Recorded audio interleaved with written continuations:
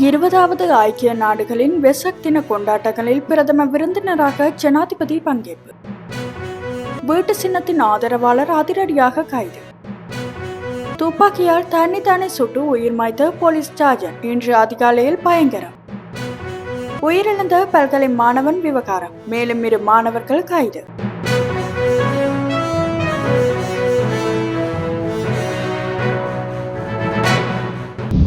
Vietnam ஜனாதிபதி லுவோங் குவாங்கின் அழைப்பின் பேரில் வியட்நாமுக்கு உத்தியோகபூர்வ விஜயம் மேற்கொண்டுள்ள ஜனாதிபதி அனுரகுமார திசாநாயக்க இன்று செவ்வாய்க்கிழமை கோசிமன் நகரில் ஆரம்பமாகும் 20வது ஐக்கிய நாடுகளின் வெசக் தின கொண்டாட்டங்களில் பிரதம விருந்தினராக பங்கேற்று பிரதான உரையை நிகழ்த்தியுள்ளார். இலங்கை நேரப்படி இன்று காலை 7:40 மணியளவில் ஜனாதிபதி ஐக்கிய நாடுகள் சபையின் 20வது வெசக் தின நிகழ்வில் பிரதான உரையை நிகழ்த்தியுள்ளார்.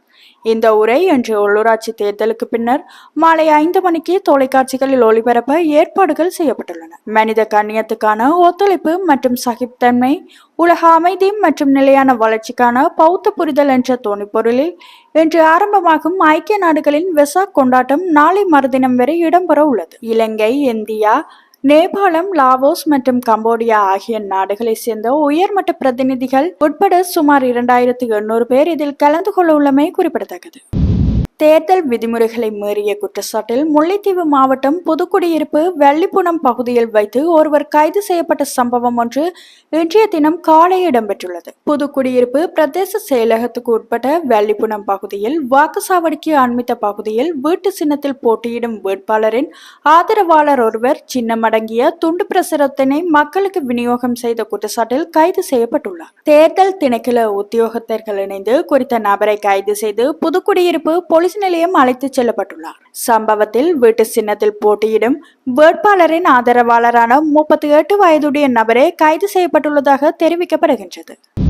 அம்பாறை பதியத்தலாவ போலீஸ் நிலையத்தில் கடமையாற்றும் போலீஸ் சார்ஜென்ட் ஒருவர் தனது சேவை துப்பாக்கியால் தன்னைத்தானே சுட்டு உயிர் மாய்த்து கொண்டுள்ளார். இந்த சம்பவம் இன்று அதிகாலை 5:20 மணியளவில் இடம்பெற்றுள்ளது. பதியத்தலாவ போலீஸ் நிலையத்தின் காவல் குடியிருப்பில் இவர் தற்கொலை செய்து கொண்டதாக போலீஸ் ஊடக பேச்சாளர் அலுவலகம் தெரிவித்துள்ளது. உயிரிழந்தவர் பிபில பகுதியை சேர்ந்த 59 வயதுடைய 3 பிள்ளைகளின் தந்தை ஆவார். அவர் அடுத்த ஆண்டு ஓய்வு பெற திட்டமிடப்பட்டிருந்ததாக கூறப்படுகின்றது. மேலும் சார்ஜென்டின் மனைவி கடந்த ஆண்டு புற்றுநோயால் இறந்ததாகவும் கூறப்படுகின்றது. சம்பவம் தொடர்பில் பதியத்தலாவ போலீசார் மேலதிக விசாரணைகளை முன்னெடுத்துள்ளமை குறிப்பிடத்தக்கது.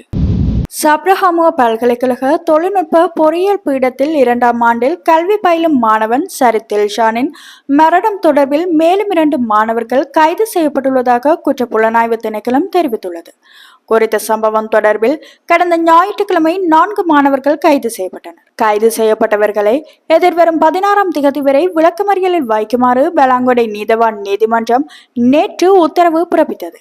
சம்பவத்துடன் தொடர்புபட்ட மேலும் 4 மாணவர்கள் சமநலவேவ போலீஸ் நிலையத்தில் நேற்று சரணடைந்தனர். இதனையடுத்து குறித்த மாணவர்கள் விசாரணைக்காக குற்றப்புலனாய்வு துறையிடம் ஒப்படைக்கப்பட்டனர். கைது செய்யப்பட்ட 4 இன்று பலாங்கொடை நீதவான் நீதிமன்றத்தில் முன்னிலைப்படுத்தப்பட உள்ளனர். சரித் தில்ஷானின் மரணம் தொடர்பில் 8 மாணவர்கள் கைது செய்யப்பட்டதுடன் 11 மாணவர்களின் கல்வி நடவடிக்கைகள் தற்காலிகமாக இடைநிறுத்தப்பட்டுள்ளதாக பல்கலைக்கழக மானியங்கள் ஆணைக்குழு தெரிவித்துள்ளது. இந்த நிலையிலேயே மேலும் 2 மாணவர்கள் சரித் தில்ஷானின் மரணம் தொடர்பில் கைது செய்யப்பட்டுள்ளமை குறிப்பிடத்தக்கது.